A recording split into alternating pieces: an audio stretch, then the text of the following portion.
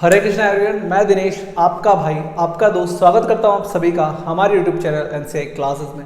और हम पढ़ रहे थे क्लास 10th साइंस एनसीईआरटी का कोर्स, जिसका हमारा चैप्टर नंबर 2 चल रहा है बेटा, एसिड बेसिस एंड सॉल्ट्स। और हमने एक लेक्चर ऑलरेडी कर लिया है जिसमें हमने 3 टॉपिक्स ऑलरेडी कवर कर लिए हैं।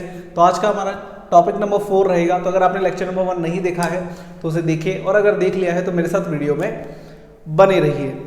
नाउ सो हमारे पास है बेटा chapter number 2 acid bases and salts, और आज का हमारा टॉपिक रहेगा how to acids and bases react with metals. तो हमने बात कर ली एसिड्स क्या होते हैं, बेसिस क्या होते हैं, उनको पहचानने के लिए हम कौन कौन से इंडिकेटर्स का यूज कर सकते हैं। ये सारी बातें हमने लास्ट लेक्चर में करी थी। अभी हमें क्या पढ़ना है बेटा, how to acids and bases react with metals. मतलब यहाँ पे पढ़ेंगे हम chemical properties of acid and bases, ठीक है, कि केमिकली वो कैसे रिएक्ट करते हैं। तो हमारे पास हम जो सबसे पहला रिएक्शन ले रहे हैं बेटा, वो ले रहे हैं मेटल्स के साथ, ठीक है। सो मेटल्स के साथ एसिड और बेस कैसे रिएक्ट करते हैं उसके बारे में हम इस चैप्टर में, इस लेक्चर में समझेंगे।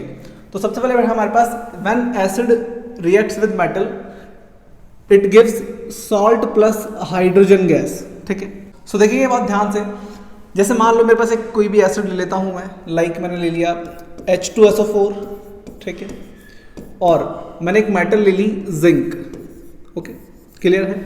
मान लो मैंने एक एसिड लिया सल्फ्यूरिक एसिड, और उसमें मैंने क्या डाल दिया बेटा, जिंक डाल दिया। तो जब ये मेटल इससे रिएक्शन करेगी, जब ये मेटल इससे रिएक्शन करेगी तो यहाँ क्या बनेगा, हाइड्रोजन गैस बनेगा, ठीक है। मेटल का एसिड के साथ रिएक्शन होने पे हाइड्रोजन गैस बनता है, तो यहाँ पे हाइड्रोजन गैस बनेगा, ठीक है। H2 अलग हो जाएगा, और ये जो Zn है यहाँ कंबाइन हो जाएगा, तो यहाँ बन जाएगा बेटा ZnSO4, क्या बन जाएगा, जिंक सल्फेट बन जाएगा। क्लियर है ये चीज। तो हमने देखा कि जब हमारा एसिड मेटल से रिएक्शन करता है तो एक सॉल्ट बनाता है, और साथ में क्या बनाता है बेटा, हाइड्रोजन गैस बनाता है। क्लियर है ये चीज। एग्जाम में आपसे पूछा भी जाता है कि when acid reacts with metal तो कौन सी गैस रिलीज होती है, तो आपको आंसर देना है हाइड्रोजन गैस। कौन सी गैस, हाइड्रोजन गैस रिलीज होती है, ठीक है। क्लियर है ये चीज। नाउ इस पूरे टॉपिक को समझने के लिए हमारे पास एक एक्टिविटी है जिसे हम डिस्कस करेंगे अभी। सो देखो, एक्टिविटी आपकी बुक में 2.3, और ये हमारा उसमें एक सिस्टम दे रखा है जिसे हमें समझना है कि यहाँ पे क्या हो रहा है। नाउ देखते हैं, set the temperature as the shown in the figure. तो हमें इस तरीके का टेम्परेचर सेट करना है सबसे पहले, ठीक है। सो डायग्राम आप देख सकते हैं, आपकी बुक में गिवन है। Take about 5 ml of dilute sulphuric acid. तो यहाँ पे हम क्या ले रहे हैं बेटा, हम क्या ले रहे हैं यहाँ पे, डाइल्यूट सल्फ्यूरिक एसिड। हम यहाँ पे ले रहे हैं डाइल्यूट सल्फ्यूरिक एसिड, ठीक है। तो हमने यहाँ क्या लिया है, H2SO4 लिया है, डाइल्यूट सल्फ्यूरिक एसिड। अब इसके अंदर हम क्या करेंगे, हम जिंक ग्रेन्यूल्स ऐड करेंगे। डाइल्यूट मतलब क्या होता है, ये मैंने आपको लास्ट लेक्चर में समझाया था, ठीक है। Then what do you observe on the surface of zinc granules. So हमने जैसे ही इसमें जिंक ग्रेन्यूल्स को ऐड किया, ठीक है, इसमें हम क्या कर रहे हैं बेटा, जिंक ग्रेन्यूल्स को ऐड कर रहे हैं। ये रहा हमारा जिंक ग्रेन्यूल्स, मतलब ये आपको छोटे छोटे पीसेस दिखेंगे। ये क्या है, ये जिंक है, ये जिंक के छोटे छोटे पीसेस हैं। तो जब आप इनको इसमें डालोगे तो आपको बबल्स फॉर्म होते हुए दिखेंगे, ठीक है, गैस के। देखो हाइड्रोजन गैस बबल्स, ठीक है। तो जब आप सल्फ्यूरिक एसिड में जिंक ऐड करोगे तो आपको गैस के बबल्स फॉर्म होते हुए दिखेंगे, ठीक है। हमें यहाँ पे इसने बोला what do you observe on the surface of zinc granules. उनकी सरफेस पे बेटा आप बोल सकते हो एक हलचल होगी, ठीक है, वो हिलेंगे, पार्टिकल्स मूव करेंगे, ठीक है। अब वो क्यों मूव कर रहे हैं, वहां पे क्या हो रहा है, हाइड्रोजन गैस बबल्स रिलीज हो रहे हैं। Now pass the gas being evolve through a soap solution. और जब हम इस गैस को, अच्छा यहाँ पे कौन सी गैस निकल रही है, देखो अभी हमने डिस्कस किया था कि जिंक यहाँ जाके अटैच हो जाएगा, तो यहाँ बना लेगा ZnSO4, और प्लस में क्या बन जाएगा बेटा, H2, जो कि हमारी हाइड्रोजन गैस है। तो ये गैस हमारी रिलीज हो रही है, ठीक है। सो ये हाइड्रोजन गैस बबल्स है जो यहाँ पे रिलीज हो रहे हैं, ठीक है। Then pass the gas being evolve through the soap solution. और जब हम इस गैस को सोप सॉल्यूशन से, ये हमारा सोप सॉल्यूशन है, ठीक है, साबुन का हमने एक सॉल्यूशन लिया है, इससे जब पास करते हैं तो यहाँ पे देखो आपको बबल्स दिख रहे हैं। जब इन बबल्स को हम बर्निंग कैंडल के पास लेके जाते हैं तो कुछ होता है, क्या होता है देखते हैं। Why are the bubbles formed in the soap solution? तो यहाँ पे बबल्स क्यों बन रहे हैं सोप सॉल्यूशन में, क्यों बन रहे हैं, क्योंकि यहाँ पे हाइड्रोजन गैस रिलीज हो रही है, ठीक है। Okay, take burning candle near a gas filled bubble, ठीक है। और जैसे ही ये जो बबल्स है इनमें क्या है बेटा, इनमें गैस फिल हो रखी है, और जैसे ही आप इन गैस फिलिंग बबल्स के पास में बर्निंग कैंडल लेके जाते हो तो यहाँ पे क्या होता है, एक पॉप साउंड क्रिएट होता है। क्या होता है, पॉप साउंड क्रिएट होता है। हाइड्रोजन गैस पॉप साउंड के साथ यहाँ पे बेटा जलती है, ठीक है। Okay, what do you observe, तो हमने क्या ऑब्जर्व किया, जब हम बर्निंग कैंडल इसके पास लेके जाते हैं सो यहाँ पे जो हाइड्रोजन गैस है ये पॉप साउंड के साथ बर्न होती है। क्लियर है ये चीज। Then repeat this activity with some more acids like HCl, NO3 nitric acid के साथ और एसिटिक एसिड के साथ, इनके साथ आप इन एक्टिविटीज को रिपीट कर सकते हैं। Are the observations in all the cases the same or different, तो क्या हर केस में ऐसा ही होगा? हाँ, ऐसा ही होगा। देखो ये हमारा बेसिक है। क्या बेसिक है कि जब भी आपका एसिड मेटल से रिएक्शन करेगा तो हाइड्रोजन गैस देगा, लेकिन कुछ केसेस में नहीं देता है हाइड्रोजन गैस, उन पे बात हम करेंगे। 2-3 ऐसे आप बोल सकते हो ऐसे एग्जांपल्स है जिनमें हाइड्रोजन गैस रिलीज नहीं होती है, ठीक है, उनकी बात भी हम करेंगे, ठीक है। ये क्लियर हुआ। नाउ देखो, तो इस पूरी एक्टिविटी में क्या हुआ, ऑब्जर्वेशन क्या रहेगा, when we bring a burning candle near a gas filled bubbles the gas burns with a popping sound. तो जब हमने यहाँ पे क्या किया, हमने यहाँ पे ये जो बबल्स निकल रहे थे सोप सॉल्यूशन से, गैस फिलिंग बबल्स, इनसे जब कैंडल पास में लेके गए तो हमारा यहाँ पे क्या हुआ बेटा, पॉप साउंड क्रिएट हुआ। मतलब यहाँ पे हाइड्रोजन गैस कैसे जलती है, पॉप साउंड के साथ जलती है, ठीक है। ओके, देन कंक्लूजन क्या निकला हमारा यहाँ पे, zinc metal displaces hydrogen from sulphuric acid. यहाँ पे क्या हुआ बेटा, जिंक मेटल ने क्या किया, हाइड्रोजन को क्या कर दिया, डिस्प्लेस कर दिया। बात समझो, डिस्प्लेसमेंट रिएक्शन हमने पढ़ा था चैप्टर नंबर 1 के अंदर। वहां पे मैंने आपको एक चीज याद करवाई थी, करीना कार मांगे अल्टोजैन फरारी, फिर भी है क्यूट सी गर्ल, ठीक है। ये मैंने आपको रिएक्टिविटी सीरीज याद कराई थी। अब मैंने आपको बोला था कि ऊपर वाले एलिमेंट ज्यादा रिएक्टिव होते हैं, नीचे वाले लेस रिएक्टिव होते हैं। अब डिस्प्लेसमेंट में क्या होता है बेटा, highly reactive element less reactive element को उसकी जगह से हटा देता है। तो देखो यहाँ पे जिंक ऊपर आ रहा है और H कहाँ आ रहा है, नीचे आ रहा है, ठीक है। तो मतलब जिंक ज्यादा पावरफुल है, तो जिंक क्या कर सकता है, हाइड्रोजन को डिस्प्लेस कर सकता है, उसको उसकी जगह से हटा सकता है।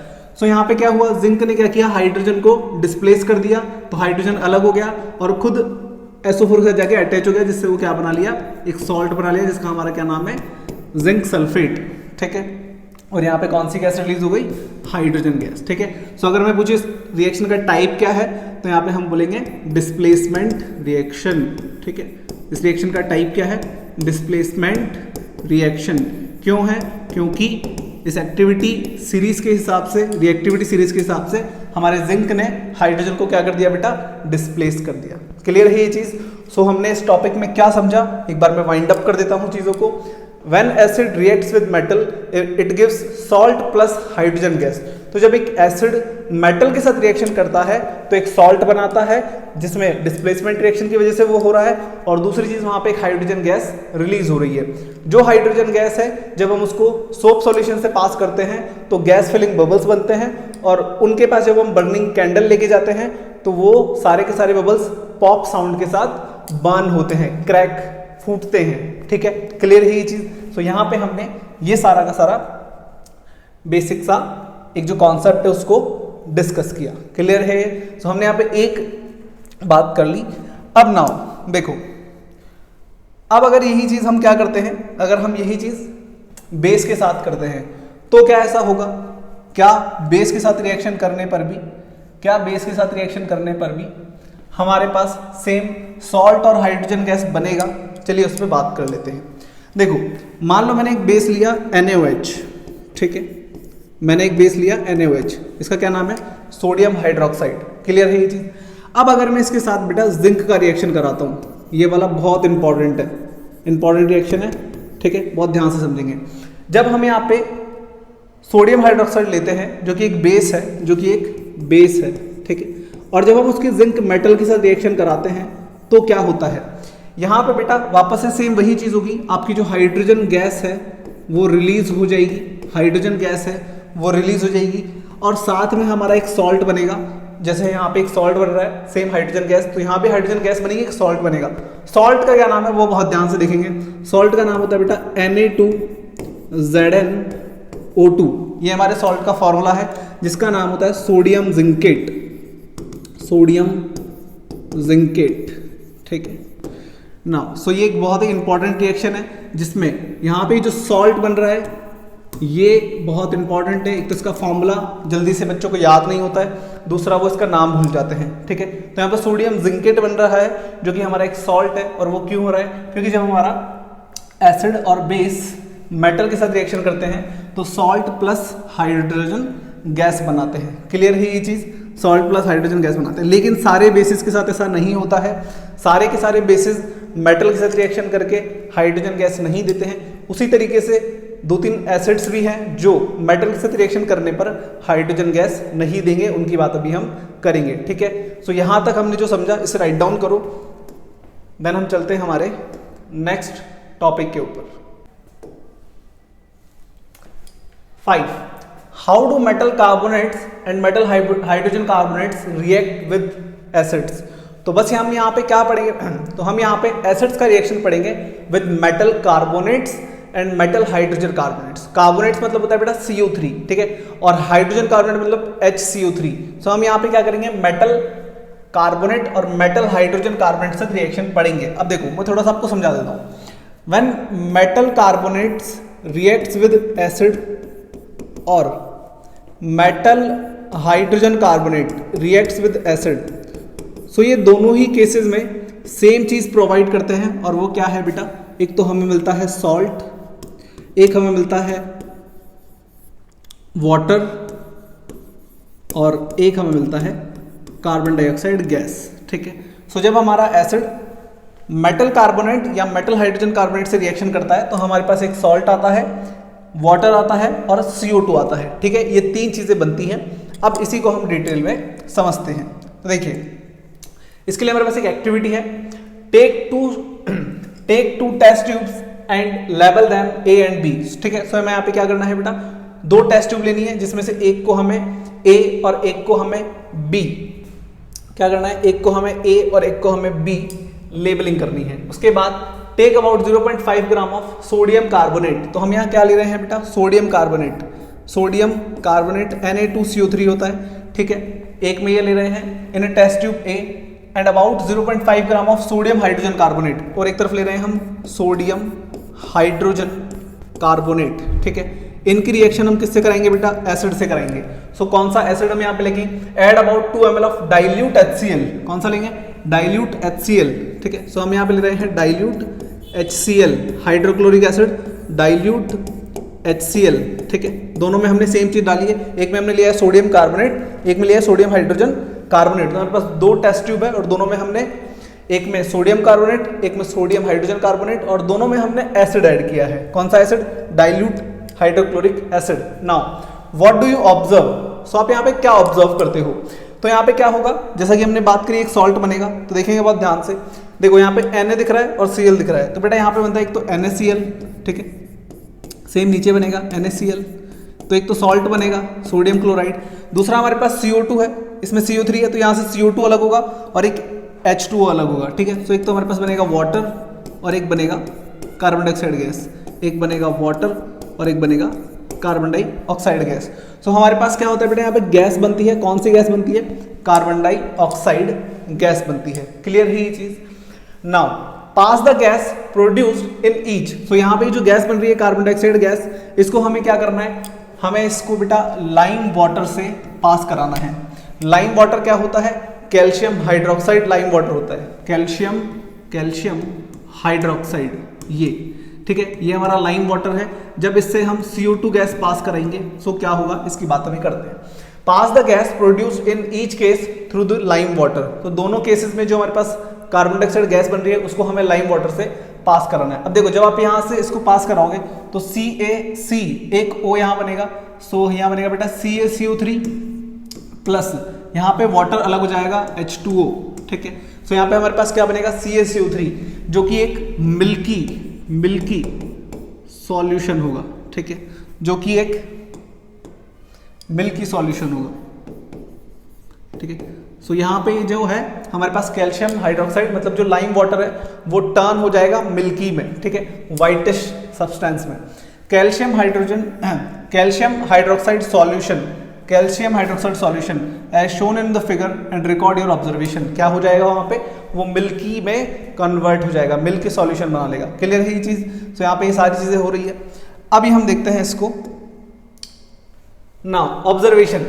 देखो ऑब्जर्वेशन क्या हो रहा है यहाँ पे, a brisk effervescence is seen in the reaction mixture in both test tubes, ठीक है। तो यहाँ पे एक हमें ब्रिस्क एफरवेसेंस देखने को मिलता है।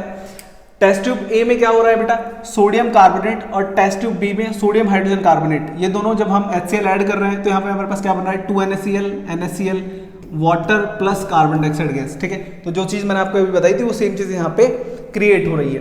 Now when the gas produce in each test tube is pass through the lime water, तो जैसे ही इस गैस को, जो हमारे पास कार्बन डाइऑक्साइड गैस बन रही है, इसे हम लाइम वाटर से पास करते हैं, तो जब हम कैल्शियम हाइड्रोक्साइड में से कार्बन डाइऑक्साइड गैस पास करते हैं तो हमारे पास CaCO3 बनता है, जो कि मिल्की सॉल्यूशन होता है, मतलब व्हाइटिश सॉल्यूशन होता है, और साथ में हमारे पास वाटर बनता है जिसको हम लिक्विड बोलते हैं, ठीक है। With the help of delivery tube lime water turns milky, तो यहाँ पे क्या हो जाएगा, लाइम वाटर मिल्की में टर्न हो जाएगा। Then when the gas is passed in excess, अब अगर हम ये जो हमारे पास आया है CaCO3 प्लस H2O, इसमें मैं और गैस पास कर रहा हूं एक्सेस में, ठीक है। यहाँ क्या लिखा है, अगर हम गैस को एक्सेस में पास कराए, अगर और ज्यादा कार्बन डाइऑक्साइड गैस यहाँ पे डालेंगे तो क्या हो जाएगा बेटा, तो यहाँ बनेगा कैल्शियम हाइड्रोजन कार्बोनेट। क्या बनेगा, calcium hydrogen carbonate CaHCO3 whole twice, ठीक है। ये बनेगा CaHCO3 होल ट्वाइस, ठीक है। ये तीनों कंबाइन हो जाएंगे CaHCO3 होल ट्वाइस, ठीक है। अब देखो यहाँ पे दो हाइड्रोजन है, ठीक है। तो इधर भी दो हाइड्रोजन है, दो कार्बन है, सो एक कार्बन ये रहा, एक कार्बन ये रहा, और ऑक्सीजन देखो 3 2 6, सो 3 ऑक्सीजन ये रहे, ठीक है, 2 ऑक्सीजन ये रहे और 1 ऑक्सीजन ये रहा, ठीक है। सो ये सारे कंबाइन होकर क्या बना लेंगे, कैल्शियम हाइड्रोजन कार्बोनेट बना लेंगे। क्लियर है ये चीज, ओके। आगे देखो कॉन्क्लूजन क्या आएगा हमारे पास, ऑल एसिड्स, हमने यहाँ पे सिर्फ एसिड्स की रिएक्शन पढ़ी है, all acids decompose metal carbonates and metal hydrogen carbonates with the liberation of CO2। सो यहाँ पे क्या होता है बेटा, ये डिकम्पोज कर देते हैं लिबरेशन ऑफ CO2 गैस से। सो यहाँ पे CO2 गैस बनता है हमारे पास, ठीक है, वाटर एंड कॉरस्पॉन्डिंग सॉल्ट, और एक सॉल्ट बन सकता है साथ में। तो तीन चीजें बनती हैं यहाँ पे, salt plus water plus carbon dioxide gas, जिसको हम जब लाइम वाटर से पास कराते हैं तो वो मिल्की में कन्वर्ट हो जाता है। और अगर और ज्यादा एक्सेस में हम डालते हैं, क्या डालते हैं, कार्बन डाइऑक्साइड गैस डालते हैं, तो हमारे पास कैल्शियम हाइड्रोजन कार्बोनेट बनता है, ठीक है। क्लियर है ये चीज, CaHCO3 whole twice, CaHCO3 whole twice ये बनता है। क्लियर है ये चीज, ओके। सो इसे राइट डाउन करो, देन देखते हैं हमारा नेक्स्ट टॉपिक।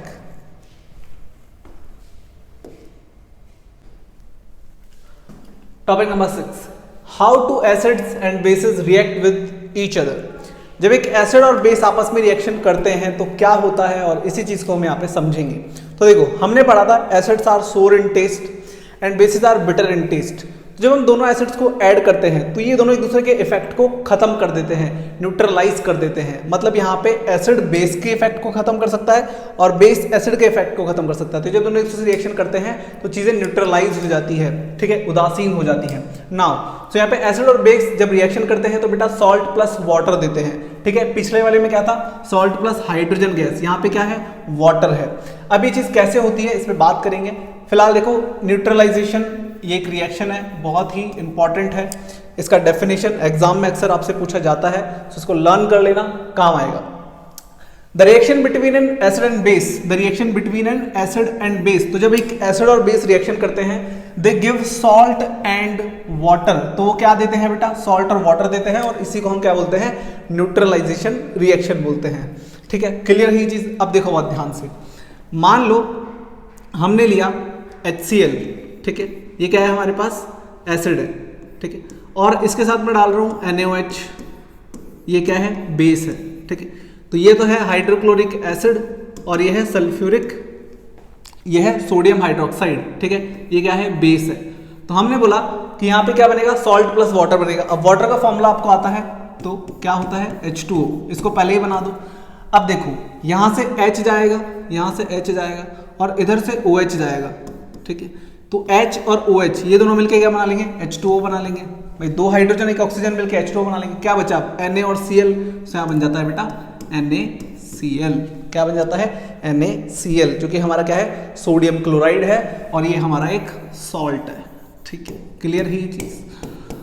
नाउ अब एक चीज समझेगा और ध्यान से देखो, हमने पढ़ा था कि एक होता है स्ट्रॉन्ग एसिड जो कि टोटली डिसॉल्व हो जाता है, एक हमने पढ़ा था वीक एसिड, ठीक है। वैसे स्ट्रॉन्ग बेस और वीक बेस होता है।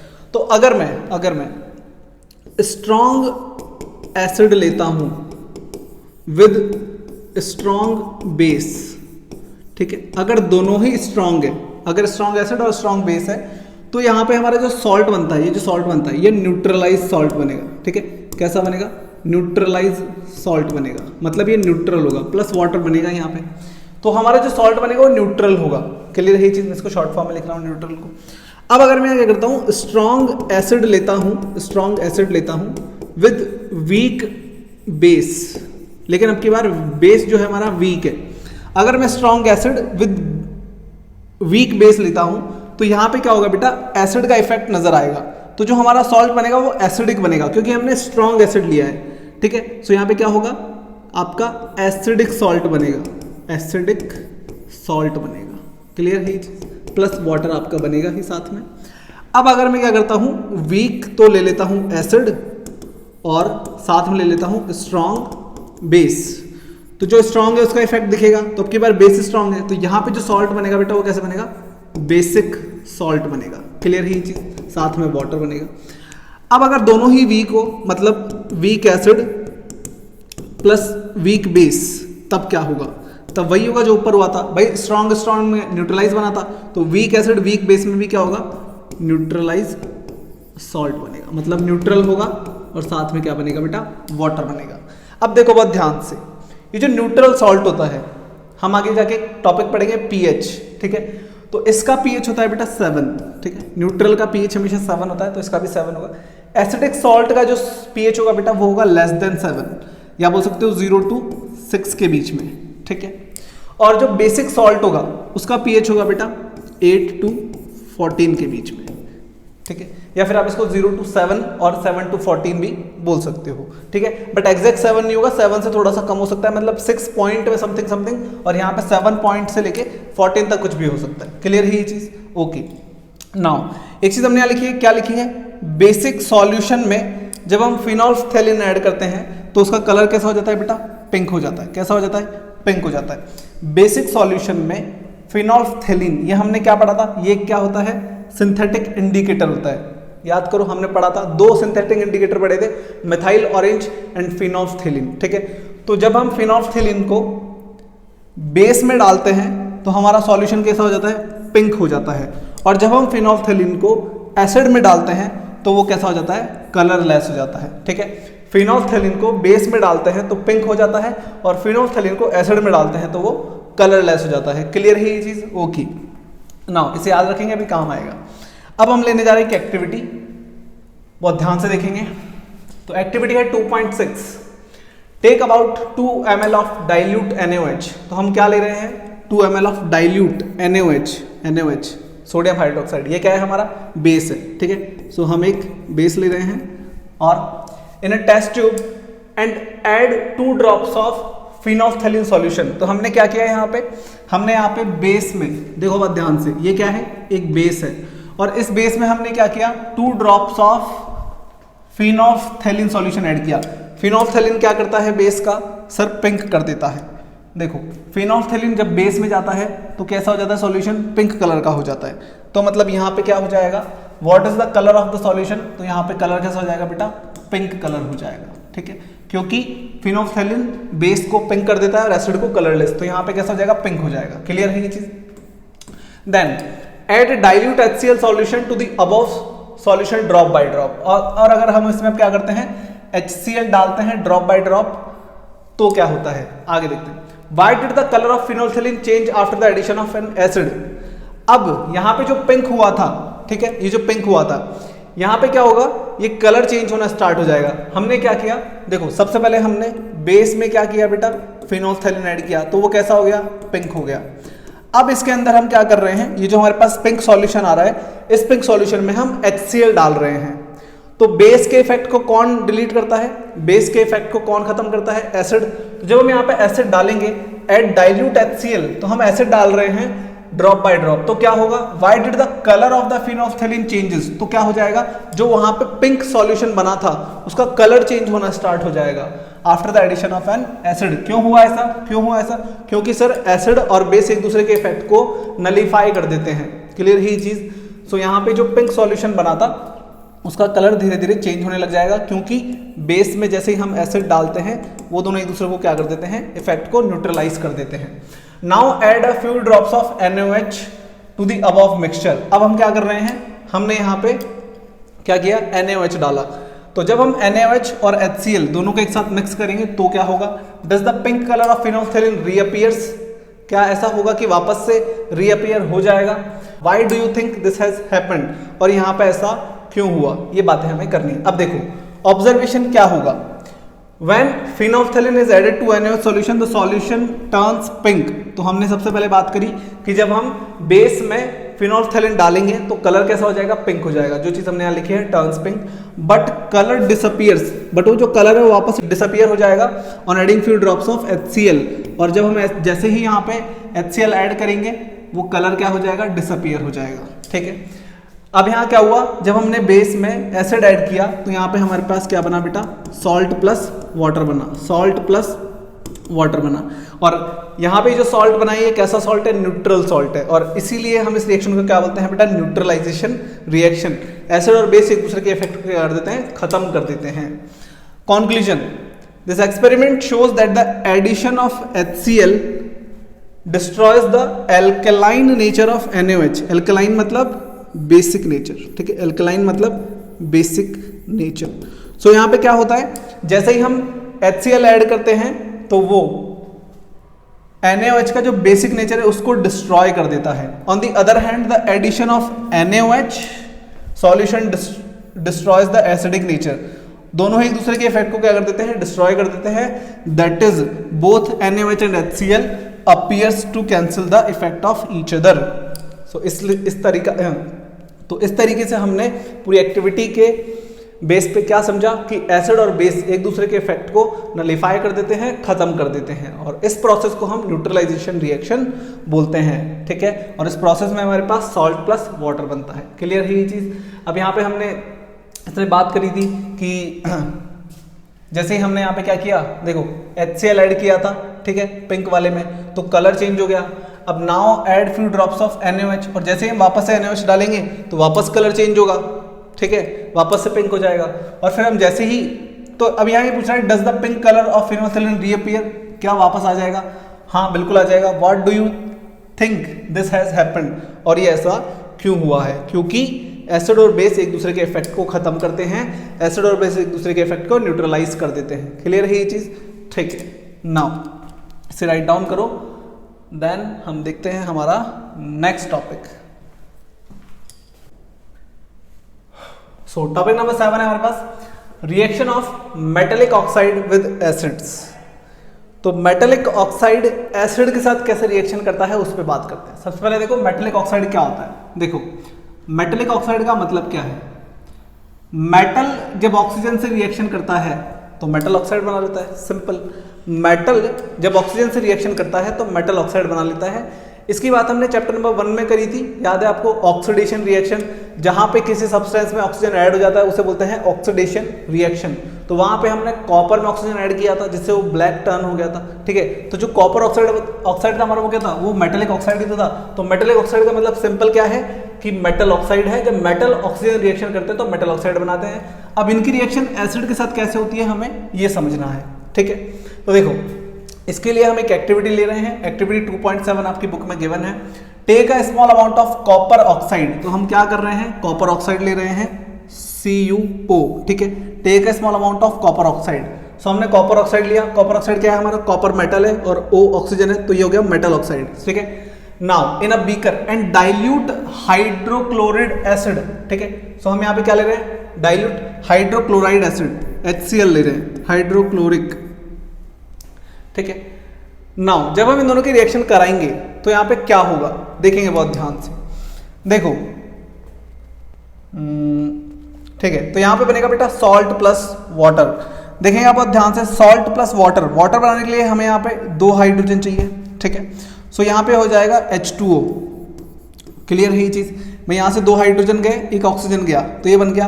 अब यहाँ पे एक कॉपर है और 2 Cl है, तो यहाँ बनेगा CuCl2, ठीक है, कॉपर क्लोराइड। और ये क्या है बेटा हमारा, ये क्या है, ये हमारा सॉल्ट है और ये हमारा वाटर है। मतलब बहुत ध्यान से समझेंगे। अब हमने क्या बात करी, हमने बात करी और यहाँ पे क्या लिखा है, note the colour of the solution, what has happened to the copper oxide, ठीक है। यहाँ पे क्या हुआ, कॉपर ऑक्साइड का कलर कैसा होता है, ब्लैक होता है, ठीक है, क्लियर है ये चीज। कॉपर ऑक्साइड का कलर कैसा होता है, ब्लैक होता है। जब इसमें HCl डालेंगे तो यहाँ पे इसके कलर में क्या चेंज आएगा, उस पर बात करते हैं। ऑब्जर्वेशन क्या है, the colour of the solution becomes blue green, तो कलर सॉल्यूशन का कैसा हो जाएगा, ब्लू ग्रीन हो जाएगा। And the copper oxide dissolves, और जो कॉपर ऑक्साइड है वो डिजॉल्व हो जाएगा। देन कंक्लूजन क्या है, the blue green colour of the solution, तो यहाँ पे जो ब्लू ग्रीन, ये जो कॉपर क्लोराइड है इसका कलर कैसा है, ब्लू ग्रीन, ठीक है, okay. Now the blue green colour of the solution is due to the formation of copper chloride, ठीक है। सो यहाँ पे जो सॉल्यूशन का कलर है ब्लू ग्रीन, ये क्यों हुआ है ब्लू ग्रीन, क्योंकि हमने यहाँ पे क्या बनाया, यहाँ पे क्या बना, सॉल्ट बना है, इसीलिए। तो जब HCl कॉपर ऑक्साइड में रिएक्शन करता है तो यहाँ पे हमारे पास एक सॉल्ट बनता है जिसे हम बोलते हैं कॉपर क्लोराइड, जिसका कलर कैसा होता है, ब्लू ग्रीन, ठीक है। और साथ में क्या बनता है, वाटर बनता है। नाउ बहुत ध्यान से देखेंगे, ये क्या है, HCl क्या है, HCl क्या है सर, एसिड है, ठीक है, ओके। ये सॉल्ट है और ये वाटर है। अच्छा अभी हमने क्या पढ़ा था, एसिड प्लस, एसिड के साथ कौन सी रिएक्शन होती है जो सॉल्ट प्लस वाटर देती है, सर बेस देती है। सर एसिड के साथ बेस रिएक्शन करता है और सॉल्ट और वाटर बनाता है, ठीक है। तो ये एसिड है तो इसका मतलब ये किसकी तरह काम कर रहा है बेटा, ये बेस की तरह काम कर रहा है। तो जो हमारा मेटल ऑक्साइड है वो एक बेस की तरह काम करता है, और इसीलिए हमने यहाँ पे क्या लिखा है, metal oxides are basic in nature. क्या लिखा है, metal oxides are basic in nature, so they produce salt and water on reacting with acid. तो जो मेटल ऑक्साइड होते हैं हमारे, ये कैसे होते हैं, बेसिक इन नेचर होते हैं, और इसीलिए ये एसिड के साथ रिएक्शन करके सेम सॉल्ट प्लस वाटर बनाते हैं। क्लियर है ये चीज, से राइट डाउन करो। देन देखते हैं हम हमारा लास्ट टॉपिक नंबर 8, चलिए इसे राइट डाउन करिए।